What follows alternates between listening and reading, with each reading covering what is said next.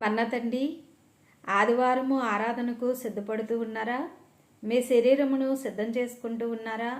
మీ పనులను చక్కపరుచుకుని కుటుంబముతో ప్రభు సన్నిధిలోనికి వెళ్ళి ప్రభువును ఆరాధించుకున్నట్టుకు, గణపరచుటకు, స్తుతించడానికి మీరు మీ ప్రాణాత్మ శరీరములను సిద్ధం చేసుకునండి. నేటి వరకు మనలను కాచి కాపాడి భద్రపరిచినటువంటి ప్రభువు ఆయన సన్నిధిలో మనముండి ఆయన నామమును గణపరుచుకోవటం మనకెంతో ఆశీర్వాదకరం కదా. కాబట్టి సృష్టికర్త అయినటువంటి దేవుడు, రక్షణకర్త అయినటువంటి దేవుడు, పరిశుద్ధాత్మ దేవుడు యేసుక్రీస్తు ప్రభుల వారిని మనము ఎంతో గణపరుచుకోవలసినటువంటి వారమై ఉన్నాం. ఎవరు ఆదివారమును నిర్లక్ష్యంగా అలక్ష్యముగా ఆచరించకండి, ఆచరణగా అలవాటుగా ఆచరించకండి.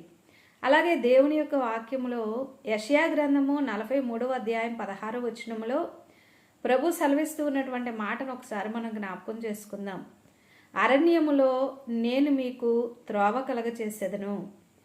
ఇశ్రాయేలీల జీవితంలో వారు 430 సంవత్సరములు బానిసత్వములో, కఠినమైనటువంటి బానిసత్వంలో ఉన్నప్పుడు వారి యొక్క బానిసత్వంలో నుండి విడిపించి వారు అరణ్యంలోనికి వచ్చినప్పుడు ఎర్ర సముద్రము వారికి ఎదురైనప్పుడు ఆ ఎర్ర సముద్రమును పాయలుగా చేసి అరణ్యములో వారికి కావలసినటువంటి సమస్తము ఆహారము, నీరు, వెలుగు, అలాగునే ఆరోగ్యమును, బలమును, సత్తువును, నాయకత్వమును, దేవాలయమును, ఆరాధనను వారి కొరకు సిద్ధము చేసి వారు నడిపించినటువంటి దేవాది దేవుడు, అరణ్యములో త్రోవ కలగచేసినటువంటి దేవుడు. సాధారణంగా అరణ్యములో ఏ విధమైనటువంటి సదుపాయములు ఉండవు. అటువంటి అరణ్యములోనే ఇశ్రాయేలీలు ఆయన ప్రజలైనటువంటి వారిని నడిపించినటువంటి దేవుడు నేటి దినమున మీరు దేని కొరకైతే చింతిస్తూ ఉన్నారో, ఏ అవకాశము లేక, ఏ సహాయము అందక, నిస్సత్తువుతో మీ కుటుంబ బాధ్యతలు ఎక్కువై మీ కుటుంబ బాధ్యతలను మీరు భరించలేనటువంటి పరిస్థితుల్లోనూ, అలాగునే సమాజములో, అలాగునే అనేక మంది ప్రజల మధ్యలో మీరు ఎదుర్కొంటూ ఉన్నటువంటి వ్యతిరేకతను మీరు అనుభవిస్తూ ఇది అరణ్యములాగా ఉన్నది అని కృంగిపోతూ ఉన్నారేమో.